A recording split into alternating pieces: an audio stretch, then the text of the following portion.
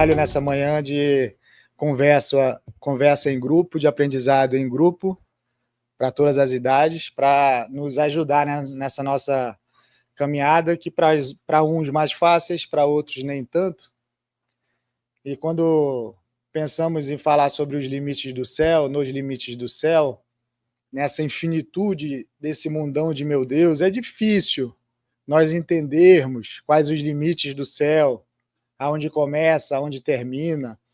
Então, quando Allan Kardec, na última obra fundamental e basilar da doutrina espírita, a Gênese, lá pelas tantas, nas páginas que falam sobre a criação dos planetas, dos mundos, Kardec vem dizer que, depois de ter remontado a toda a história da criação, depois que os espíritos, com muito trabalho, dissertaram um pouco sobre a criação do mundo, através da equipe que trabalhava com Kardec, ele vem nos dizer que devemos considerar, palavras de Kardec, a marcha das criações sucessivas, incessantes e imparáveis da criação.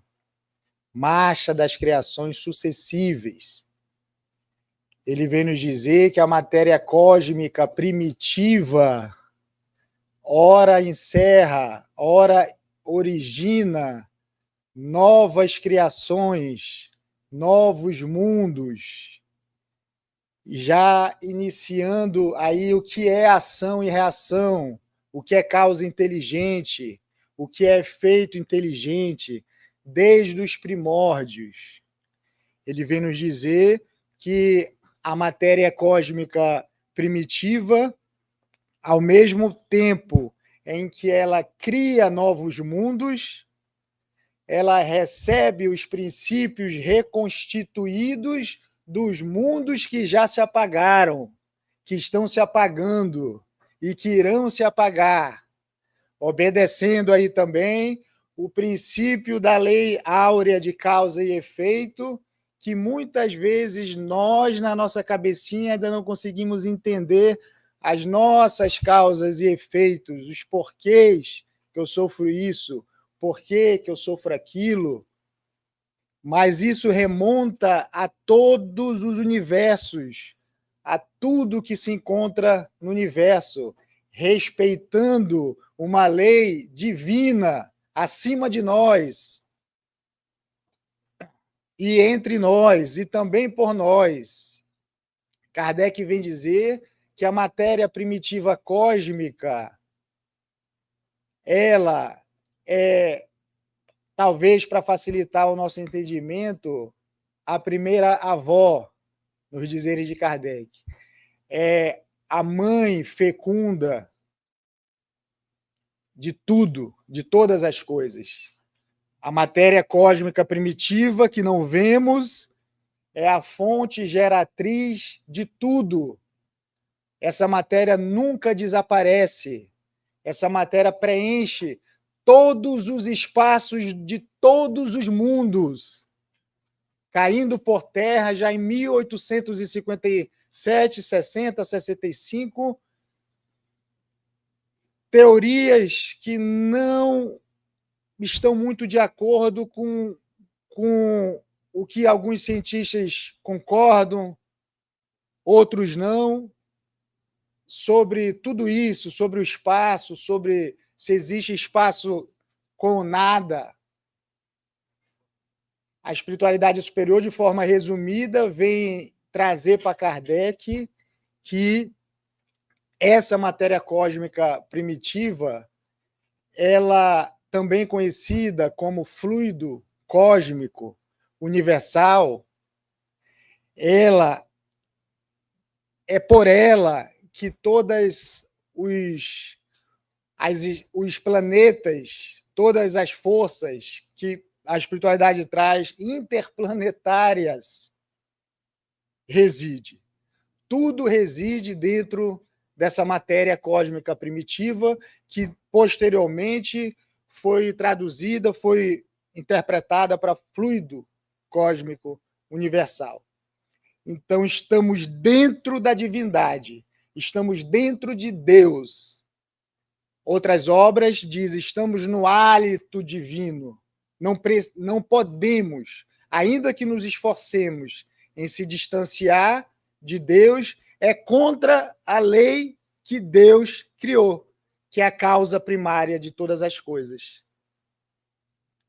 Então, essa matéria mais ou menos rarefeita, mais ou menos condensada, que desce nas esferas siderais e pelas esferas siderais, não é senão outra coisa, a substância primitiva em que se origina tudo.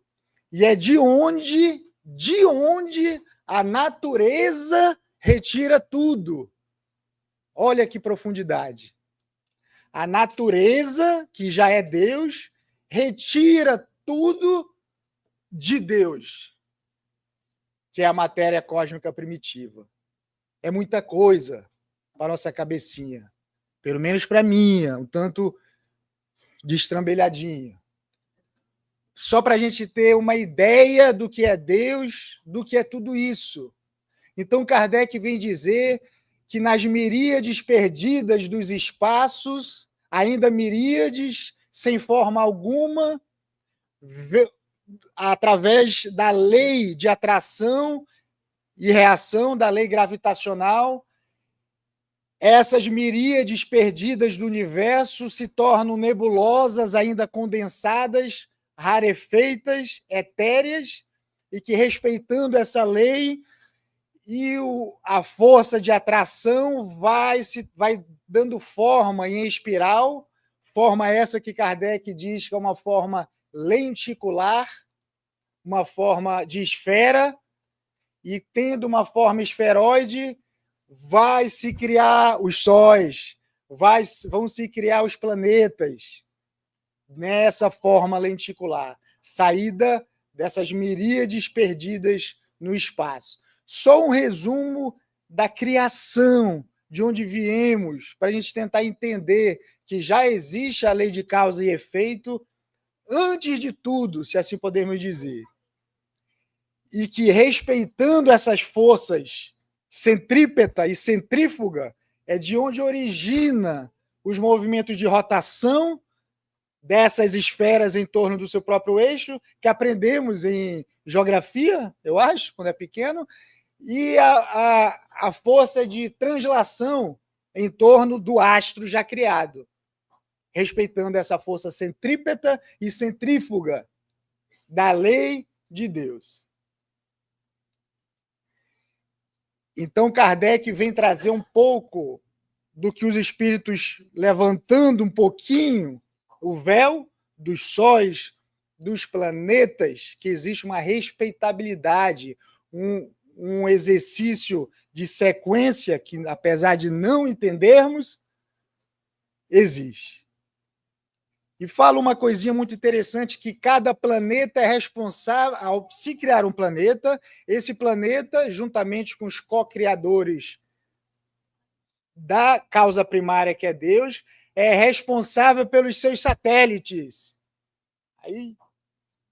E que a Terra é responsável e foi responsável pela criação da Lua, que é sempre menos, com a sua massa menos considerável do que o planeta Terra, e assim tem que ser.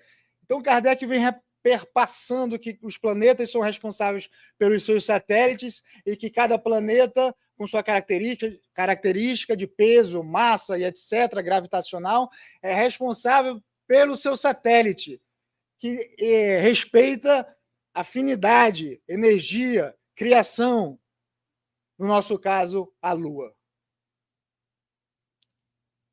Aí, lá pelas tantas, a espiritualidade diz para Kardec que os cometas que nós vemos passar, às vezes, daqui para lá, de lá para cá, tem uma função, que a função dos cometas é nos orientar e comprovar que eles vão nos ajudar a descobrir novos caminhos que outrora se dizia que não podia existir mais nada. Então, o cometa se locomovendo, ele nos ajuda, nos ajudaram e nos ajudarão a comprovar que em algum momento podemos sim sair de um sistema solar em qual nós pertencemos.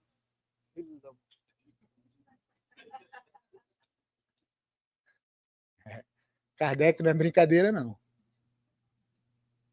Então, tudo isso para nos demonstrar que existe a causa e efeito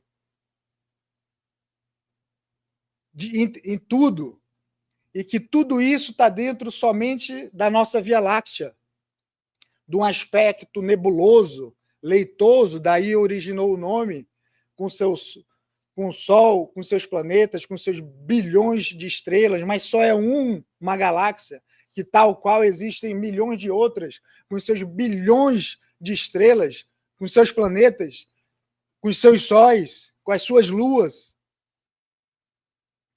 Por isso que talvez nosso Senhor Jesus resumiu tudo isso ao dizer: há muitas moradas na casa de meu Pai.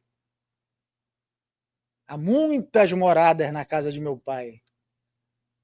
Então quer dizer que esses espaços são ilimitados. Sim, são ilimitados. Então podemos nos locomover nesses espaços ilimitados para onde nós quisermos. Durante o sono, nos nossos sonhos, ao desencarnarmos, podemos ir e vir para onde a gente quiser, porque ele é ilimitado. Aí, dentro dessa infinitude divina, dentro desse ilimitado espaço, nós não podemos vagar por aí. Nós vagamos por aí num espaço limitadíssimo dentro dessa infinidade, desse ilimitado diante da eternidade. Aí a doutrina vem nos ajudar a entender que, dependendo das consequências de nossas próprias causas, vamos ter um espaço maior ou menor de locomoção no espaço. Quem se locomove mais, quem sobe mais, quem desce mais, quem vai mais para um lado e para o outro, é quem já conquistou esse espaço dentro da ilimitada criação divina.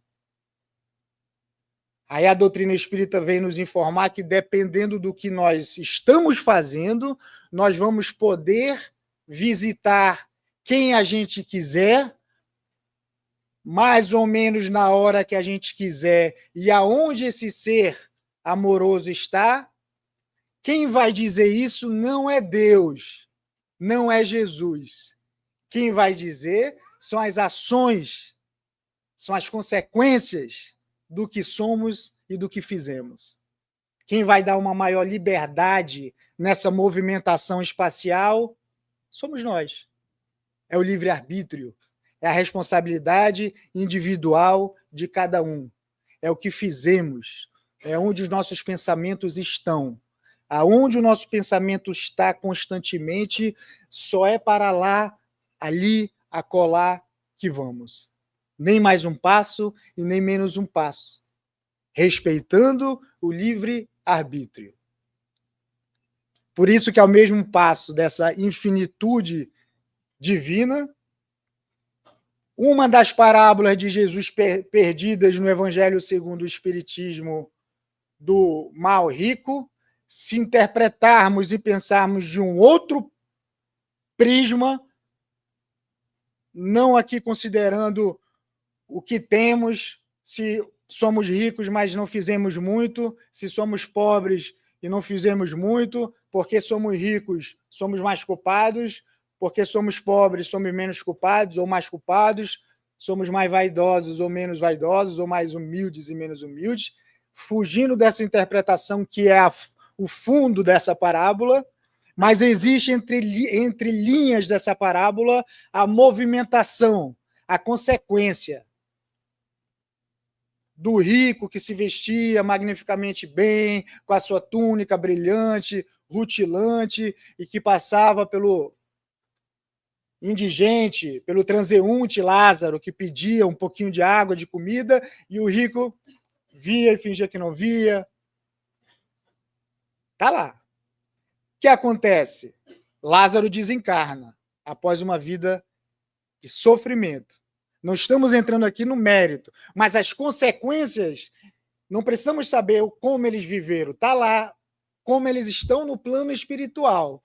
A consequência de como eles estão, a gente já sabe a trajetória, boa ou mais ou menos, ou má. E o que acontece? Jesus traz do Antigo Testamento, Lázaro foi para o seio de Abraão, foi para o mundo superior, foi para os espíritos de luz, nos seios de Abraão, foi direto. Quando o rico, independente de... Aqui nós estamos falando de rico financeiramente, do outro personagem, quando ele desencarna, ele vê Lázaro no seio de Abraão, mas onde ele está? Ele está no umbral, ele está nas chamas, nos tormentos, podem se interpretar da forma que for. E ao ver Lázaro, ele lembra, nossa, aquele é o Lázaro, que me pedia comida, água, quase todos os dias. Lázaro, vem aqui me ajudar. E o que Abraão diz? Ah, meu irmão, não pode. Lembra que Lázaro só teve sofrimento, blá, blá, blá, e tormentos na vida. Não tem isso escrito, mas por estar nos seios de Abraão, mas conseguiu, apesar de todas as dificuldades, ser uma boa pessoa. Por isso que ele está no seio de Abraão. E tu está aí por enquanto, meu irmão. Então, por favor, pede que ele pelo menos molhe, lembre que está lá? O dedo numa poça de água em algum lugar aí, para vir aqui pingar na minha língua que eu estou morrendo de sede. Aí Abraão, infelizmente, no momento, não pode. E o que o personagem diz? Então, pelo amor de Deus, desce à terra, que eu tenho mais 5 irmãos. Diz isso para eles. Explica que existe tudo isso. Explica que isso é um fato, que existem consequências dos nossos atos no plano espiritual. Diz para eles, por favor. Eles têm Moisés. Eles têm os profetas lá, vivendo com eles. É só eles escutarem os profetas. É só eles escutarem Moisés. Ah, mas eles não vão escutar. Eu conheço o meu eleitorado. Eles não vão escutar. Agora, se um morto, se Lázaro aparecer lá, algum espírito se materializar e aparecer lá, ei, te melhora agora, tá? Que o teu irmão, ele faleceu, né?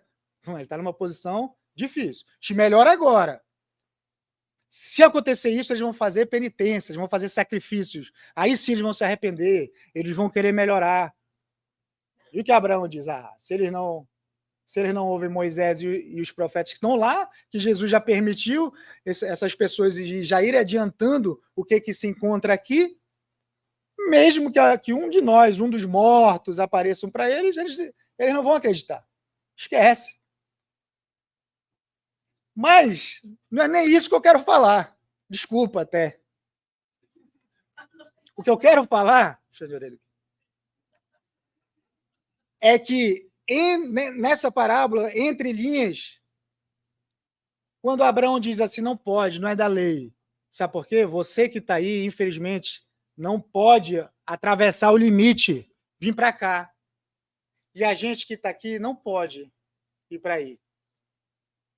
Você tem que arcar com suas consequências um pouquinho, continua, vai ter que sofrer, até que em algum momento, quando do seu coração, você realmente concatenar, pedir, sinceramente, aí nós vamos poder ir lá lhe ajudar. É mais ou menos isso, porque existe limite que quem está aqui, por algum motivo, não pode ir para cá. Existe uma área limítrofe. E quem delimita essa área se o mundo é infinito? Nós. Nem que a gente queira. A nossa vontade é muito importante. Mas só a vontade não basta, porque é da lei. Cada qual com a sua obra. Então, mesmo que Lázaro quisesse molhar a mão, pingar o dedinho, uma gota, de conta-gotas lá para matar a sede do outro irmão, por algum motivo que não está lá, por algum momento, Não vai. Ele vai ter que continuar com sede, nos tormentos, dos umbrais. É o que vemos na literatura espírita. Ipsilis, sem tirar nem pôr. Pode mudar a obra entre a terra e o céu, libertação, nos domínios da mediunidade, mecanismo da mediunidade, seja a obra que for de André Luiz de cabo a rabo. Muda os personagens, uns mais romanceados, outros menos romanceados, uns mais diretos para chocar um pouco, outros mais romanceadinhos, com os nomes bonitinhos, quase uma novela da Globo. Mas não interessa, é para nos ensinar que dentro dessa ilimitada área existe um quê de responsabilidade nossa que, apesar de sabermos de tudo isso, normalmente nós esquecemos ou fazemos questão de não lembrar e vamos vivendo, e alguns mais alertas e mais vigilantes conseguem mais rapidamente conviver com isso mais eficientemente para mudar as consequências. Já que então, por que às vezes, muitas vezes, nós vemos tanto sofrimento e às vezes em pessoas tão boas? Tem muitas coisas, mas muitas vezes pedimos para isso, para já demonstrar que conseguimos vencer essas tentações, essas provações, esses sofrimentos, ser exemplo para outros. Já estamos adiantando aqui para não precisar passar por coisas mais fortes, mais desagradáveis lá. Já pedimos para aqui mesmo, na Terra, o que aos nossos olhos superficiais já é um sofrimento, a gente já quer logo julgar, se está passando por isso é porque boa pessoa não é, ou não foi, ou já está apagando, porque o Espiritismo me ensina, já está apagando o mal que fez, mas às vezes não é nada disso, a própria pessoa pediu, porque já conquistou muita coisa, a espiritualidade já tem certeza que a pessoa vai vencer, e taca-lhe prova que no ombro do outro morria, nesse ou naquele passa, e passa bem, é o bem sofrer. Para quando chegar a nossa vez, a gente até lembrar desse ou daquele e entender que dá. Aí vem o Humberto de Campos, na obra Luz Acima. Aí nos traz um diálogo muito forte, mas muito interessante. E ele diz assim, começa assim: nas extremidades entre a terra e o céu, não me perguntem onde é isso, mas está lá. Nas extremidades entre a terra e o céu, aportou numa manhã ensolarada um peregrino envolto em nevado manto. E o ser angélico responsável pelaquela fronteira, responsável pela passagem, responsável pelo umbral aqui no sentido de soleira, de passagem, de área limite entre um e o outro. Existia ali um anjo, apareceu também um anjo, logo após esse peregrino tentar a travessia, por algum motivo surgiu um anjo. E o anjo o cumprimentou, e do peregrino ele exalava pureza e brandura, luz, já era um ser superior, já tinha suas conquistas, era natural a luz que espargia dele. E o anjo dizia assim, na fronte irradiava brandura, nobreza, tamanha era a luz dos raios diamantinos que o ser superior emitia. Então o anjo respeitou a entidade. Diz: o que fazes aqui, meu irmão? E o peregrino desconhecido, reluzente, disse assim: eu quero fazer a travessia e eu quero conseguir ingressar em definitivo a um mundo celeste. O peregrino, diante de suas conquistas, fez essa solicitação natural. Tudo certo. Tanto é que o anjo que o recebeu,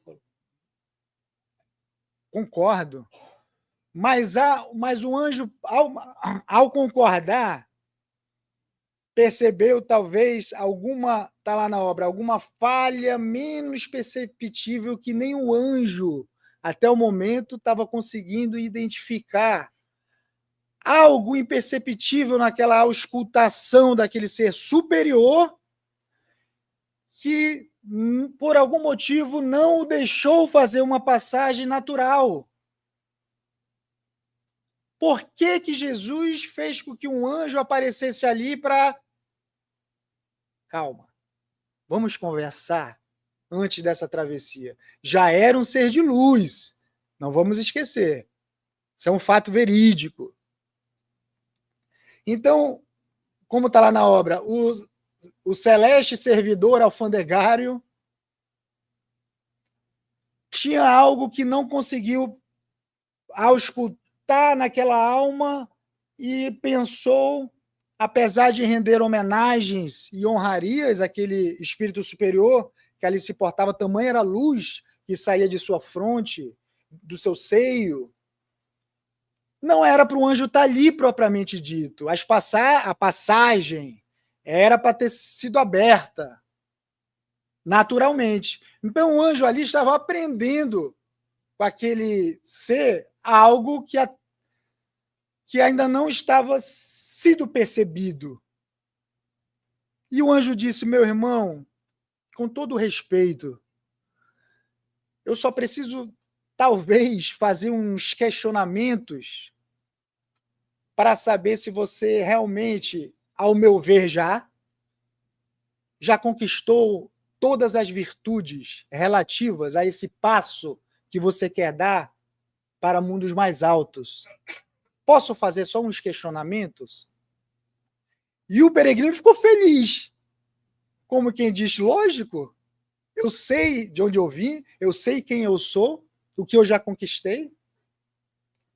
Se é só isso, se é só um pré-requisito divino, se é só uma imigração celestial, meu passaporte está em dia, meu visto, minhas passagens, tenho tudo bonitinho. A imigração celeste não vai me levar para a salinha. Eu vou seguir. Então a obra diz, eu já sou residente, quer dizer, a obra não diz isso.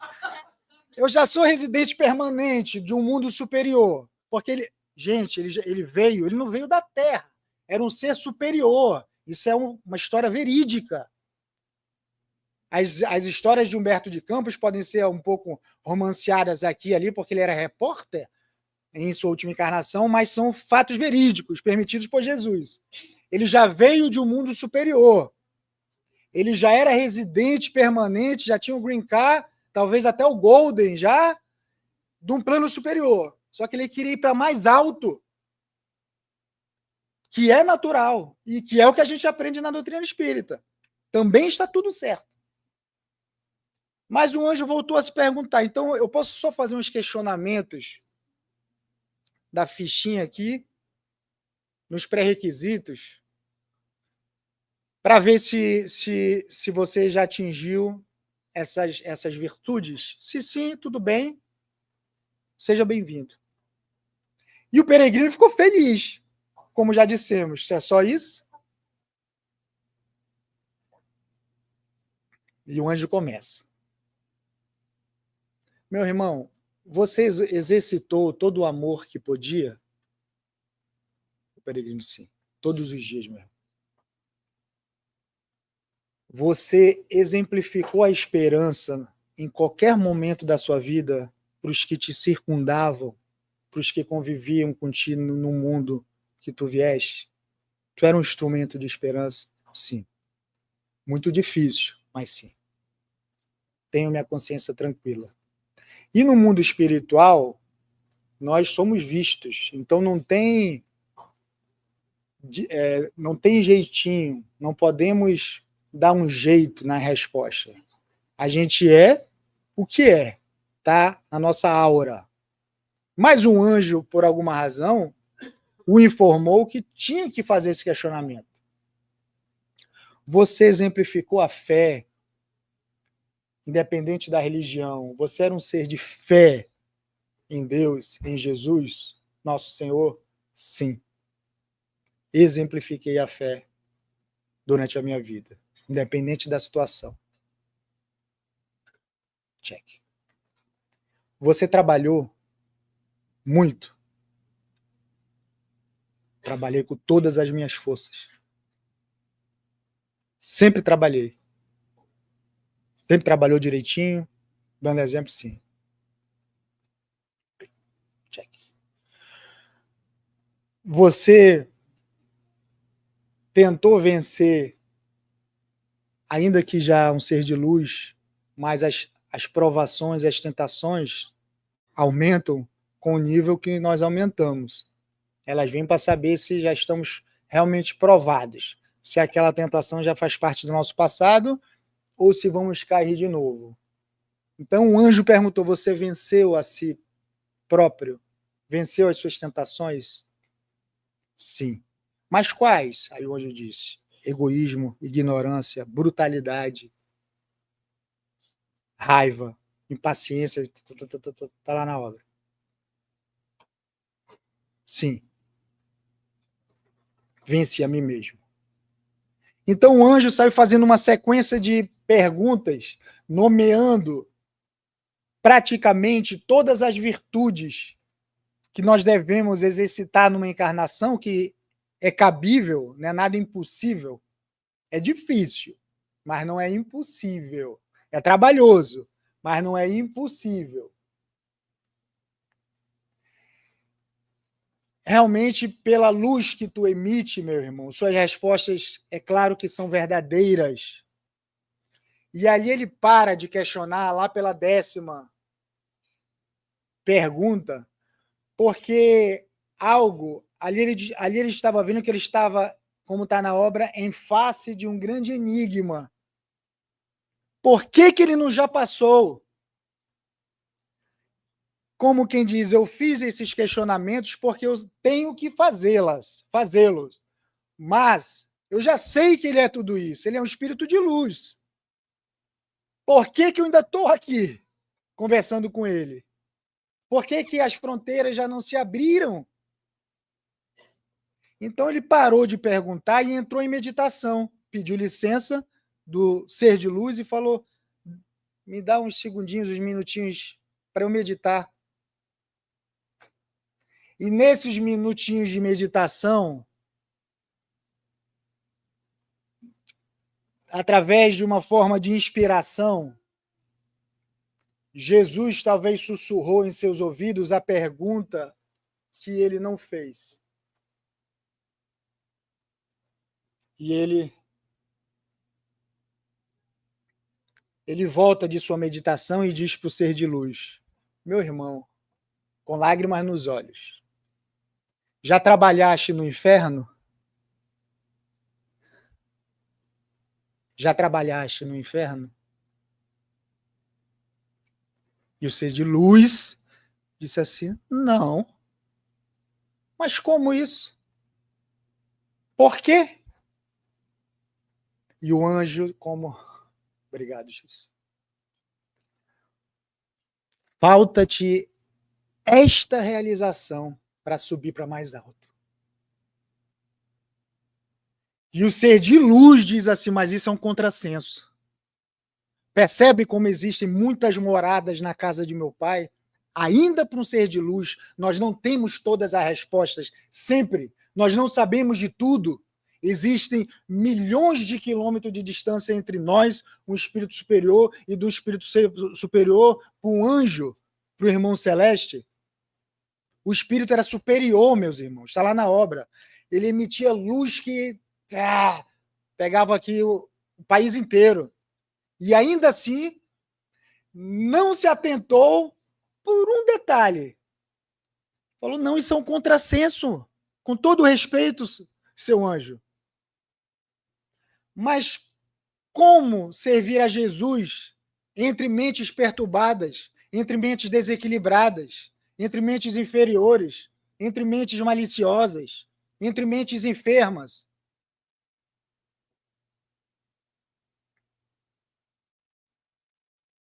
Sei você, mãe. Como servir a Jesus no meio de mentes perturbadas, mentes desequilibradas, mentes doentes aqui e ali, mentes enfermas? É impossível servir a Jesus. E o anjo diz assim, meu irmão, o bem, sua única função é salvar o mal. Qualquer outro significado para o bem está errado. O bem é para salvar o mal. E o peregrino começa a ficar surpreso, tá, na obra. Com respeito, e já era, vou repetir pela 10ª vez, era um ser de luz. E ainda assim surpreso com as respostas. O amor, meu irmão, foi criado para que nos amemos. Só. Qualquer significado de amor que tu já trouxe do mundo superior, infelizmente está errado. O amor só tem um significado, uma função, que nos amemos. A sabedoria se destina em primeiro lugar ao ignorante. Em primeiro lugar. Se tu sabe muito e só quer conviver com os que sabem muito, não está servindo para nada a tua sabedoria. Se tu sabe muito e o teu filho está te pedindo ajuda e tu não quer perder tempo, tu não está servindo para nada a nossa sabedoria. A sabedoria se destina em primeiro lugar ao que sabe menos, ao que ainda não sabe, ao ignorante. Qualquer outra coisa do teu mundo que tu trouxe de conquista está errado, meu irmão, infelizmente. A maior missão da virtude é eliminar o vício, é salvar, é amparar o viciado. Se convives com viciado, se tem virtude conquistada já, olha para ele, tenta salvar ele, faz tudo que tu pode para salvar o vício. Se tem dentro de ti o vício e já tem umas virtudes, valoriza essas tuas virtudes para combater os teus vícios. Senão não vai servir para nada. Tá com algumas virtudes e cheio de vício, tu nem se ajudou com as virtudes que tu conquistou. Aí ele diz uma aqui, nossa, meu irmão, com todo o respeito, o céu nunca perde o inferno de vista. O céu nunca perde o inferno de vista. Está ali, abraçado, amparando. Então, quando nós vemos que Jesus trabalha todos os dias, que os espíritos de luz estão no meio dos umbrais da vida, é porque eles já são de luz, eles já entenderam, talvez tentando passar para um mundo mais elevado, eles já tomaram essa invertida e voltaram. O céu nunca perde o inferno de vista. Meu irmão, torna a terra. Ele não disse nem ao mundo que tu veio. Prestem atenção. Ele não disse assim, meu irmão, volta ao mundo superior e trabalha mais um pouquinho. Não, o mundo já é superior. Torna a terra, desce ao inferno que o homem criou, não Deus. Torna a terra, desce ao inferno que o homem criou e serve a Jesus. Depois de tudo isso, nós vamos nos reencontrar aqui. Aí vamos cogitar de sua travessia. Forte. E diz assim, mas calma. Eu vou deixar a porta entreaberta. Bonito, né? Nós vamos deixar a porta entreaberta. Para quando tu voltar, ela já está quase pronta. Vamos ter certeza que aí sim, tu vai voltar preparado. E o espírito de luz ainda sem entender, mas aceitou. E o anjo diz assim, meu irmão, não esquece que o Sol está a mais de 150 milhões de quilômetros de distância da Terra. Mas todos os dias ele jorra seus raios luminosos e salvadores ao mais profundo abismo planetário. Nunca te esqueça disso. Então nós temos que nos ajudar aqui nesse furdunço, desse mundão de meu Deus, com os nossos problemas. Não vamos se isolar. Vamos aproveitar a encarnação com a família problemática que a gente tem e vamos fazer tudo que tiver a nosso dispor, a nossa disposição, até o nosso limite, porque nós convivemos com uma nuvem de testemunhos que estão vendo, que estão corroborando, que estão ratificando as nossas ações, para quando a gente chegar nessas imigrações dos mundos aí, termos menos perguntas. Claro que vamos passar por muitas. Eu acho talvez que até a imigração aqui nos Estados Unidos já é um preparo que a espiritualidade permite, cada vez mais exigente, mas eu tenho tudo para que minha vida, eu tenho esse sorriso, eu sou tudo. Mas ainda assim, os caboclos perguntam, mano, desconfiam, olha assim, é quase um anjo celeste. Não sei, eu já vi teu passaporte, teu green card, golden car, diamond car, americano, nunca foi Brasil na vida, morou aqui a vida inteira, mas mesmo assim, os caras querem achar um negocinho. É igual a história.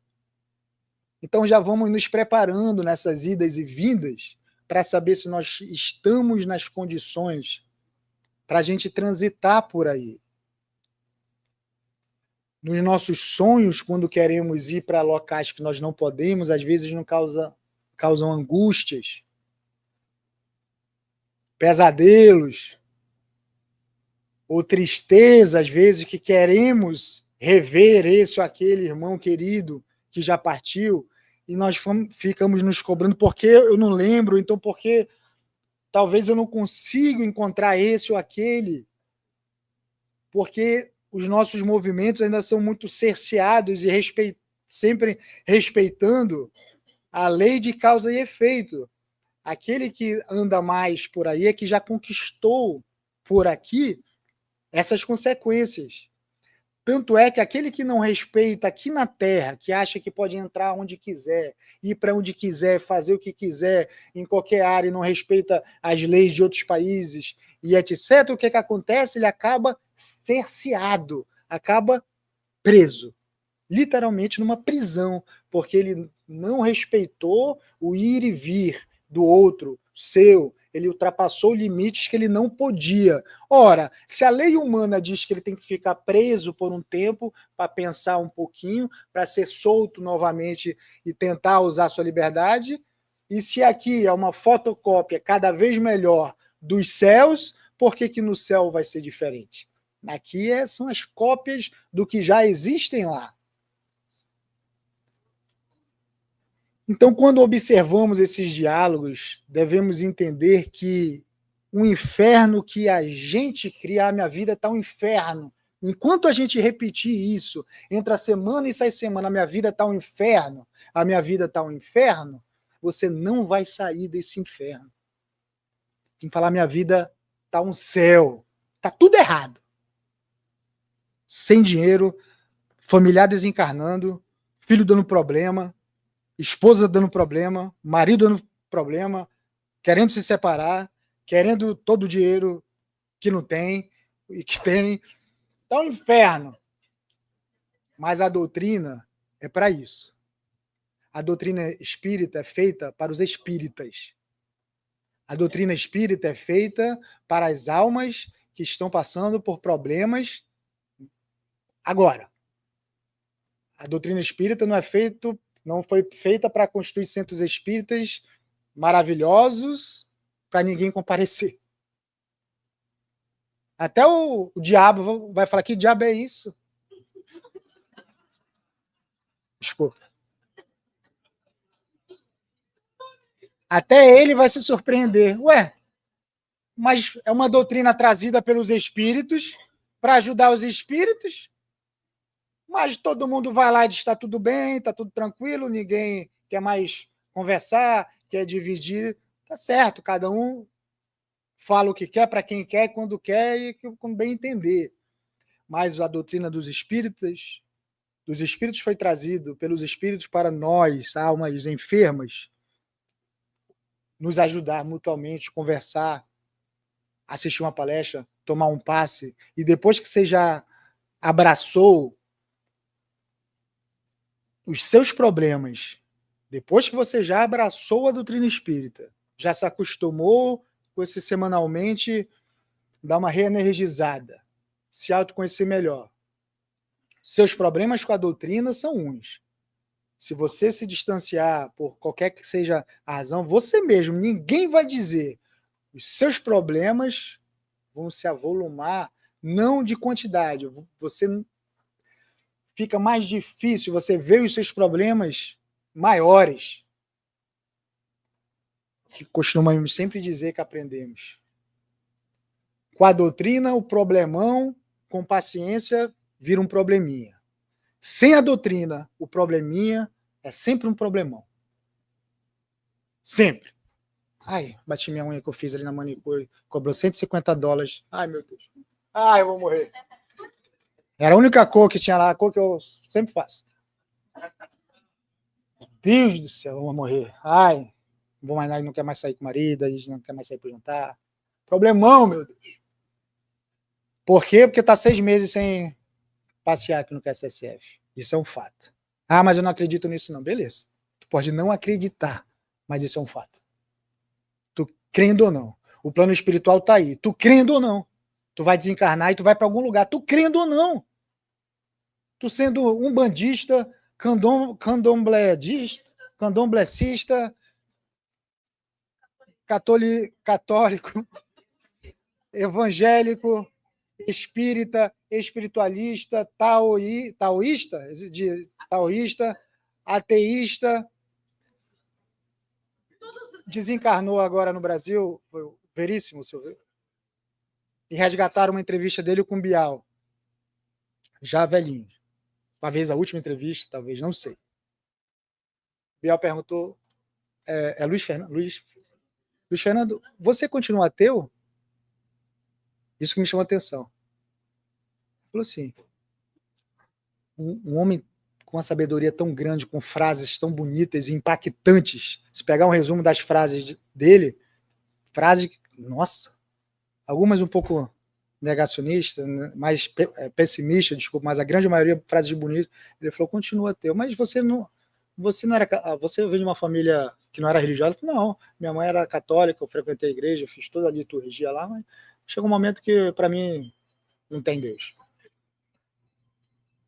Aí o Bial pergunta assim, mas e aí, e você não pensa na morte? Ele falou, não gosto. Não gosto de pensar na morte. Morte é uma coisa que eu não gosto de pensar. Mas eu sei que ela vai vir, e vai que ela me surpreende, né? Do que eu vou ver lá do outro lado. Então era um ateu já, mas é tipo assim, eu quero ser surpreendido. Por favor, eu quero continuar dizendo que eu sou ateu por alguma razão, não vamos julgar, mas por favor me surpreenda. Que eu veja os amores que partiram antes de mim, que eu veja Jesus, que eu veja um anjo, que me ajude. Quer ser surpreendido, a gente quer acreditar. E aí, às vezes, nós nos esforçamos para fazer o contrário, nós queremos se distanciar do caminho correto, só para ver o que vai dar. Vamos ver se essas obras aí de André Luiz, de quinta-feira, Cassandra vem aqui e fala, e que na Estela, Vamos ver se é isso mesmo. A partir de hoje eu vou sair do estudo, só vou fazer o contrário. Vamos ver. A gente é assim, a gente é teimoso. Somos almas teimosas. Somos almas que, por alguns motivos, que às vezes nem nós sabemos, nos decepcionamos com Deus. Nos decepcionamos com Jesus. Muitas vezes já acreditamos muito em Jesus, mas por alguma razão nos decepcionamos de nossa parte e saímos de um extremo e vamos para o outro, de ser ateu, de não quer mais saber de nada. E faz parte. Ninguém vai dizer você está errado. Conviva com isso. Se você diz que não existe nada e que não quer acreditar em nada, mas muitas vezes essas pessoas são as mais corretas que nós encontramos. Suas ações são boas, mas eles persistem em dizer. Algo dentro deles não quer dar o braço a torcer, mas são pessoas muito boas. E como nessas alfândegas celestes não tem religião, eu sei, meu filho, tu falou que tu foi ateu a vida inteira e foi na televisão, eu sou ateu, que Deus não existe, que não tem nada a ver, mas você só fez coisa boa, tá aqui, ó, pode vir, meu. O céu é seu. O céu é seu. Precisamos entender isso. Precisamos entender que a vida não é fácil. Chico já dizia isso. Chico Xavier, no alto de sua moralidade, dizia: nós vivemos no mundo e achamos que estamos em festa, que tudo é flores e rosas, e nos melindramos com qualquer coisa. O grande problema da humanidade, Chico dizia, é o melindre. A gente é muito melindrado, qualquer coisa. Nós somos Chico Xavier, gente, nós somos almas altamente endividadas. Por que qualquer coisa a gente se melindra? Por quê? É algo a se pensar. Agora, nós que já abraçamos a doutrina espírita, vamos exercitando isso para ficarmos mais fortes, mais autoconhecedores de nós mesmos, não do outro, de nós mesmos, para a gente exercitar, ficar menos melindrado, menos se vitimado. Tudo nós nos colocamos em posição de vítima, nós queremos ser vítima de tudo. Que meu marido faz isso comigo, meus filhos, meu chefe, minha amiga de trabalho, o mundo todo está errado e só eu sou a vítima. Ai, meu Deus. A doutrina espírita faz a gente pensar nisso para a gente sair dessa posição e se portar. Aí vem o familiar desencarna. Puf, na outra semana. Quando a gente bate o pé, disse, agora eu vou tentar exercer espírita, aí vem a sua mãe desencarna. Puf. Agora temos a doutrina. Temos a doutrina para nos amparar, nos consolar. Para a gente conseguir, no meio desse fuzuê, se movimentar, saber que tem um sentido, que vai morrer, que vai sofrer, que vai vir problema, que filho vai dar trabalho, que vai ser chamado na escola e que não vai, que vai querer ser expulso e que talvez o meu marido queira me separar, sabe Deus, ou não. Esses problemas do mundo, da vida. Mas a gente tem que seguir numa retilínea com Jesus, no caminho de Jesus. Mas é muito difícil, mas é assim, não tem outra saída. Então eu vou me isolar na montanha. Beleza. Mas aqui é interno. É interno. Os problemas vão estar aqui. A gente leva. Não é assim? A gente não trouxe do Brasil um monte de problema? Praticamente os mesmos. Mas como? Eu achei que quando eu pisasse nos Estados Unidos, saísse do aeroporto, meus problemas iam acabar. Estados Unidos, país de primeiro mundo, é tudo primeiro mundo. Primeiro, sou o campeão. É o mesmo problema. Igual. Até pior.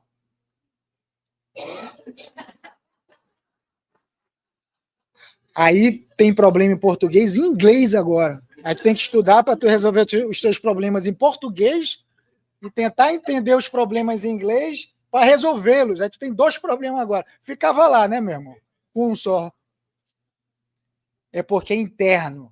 É interno. É o inferno e o céu interno. Para quando a gente chegar no decorrer da nossa jornada, nós conseguirmos passar por tudo isso, não intacto ou sem se sujar, não, ele vai se sujar, ele vai meter a mão, não tem essa. Nós não somos espíritos superiores que vamos descer nos umbrais da vida e vamos conseguir, alguns já até conseguem, descem naquela poluição em todos os sentidos, sem se sujar e sobe. Esse é o objetivo das missões, quando vem nos resgatar. Mas a gente desce, a gente se lambuza, né? Isso fica mais sujo do que com quem a gente quer ajudar, mas não tem problema, a gente ajuda e ergue os dois, todo sujo. Mas é assim, é o inferno que nós mesmos criamos. Mas com Jesus sempre. Obrigado.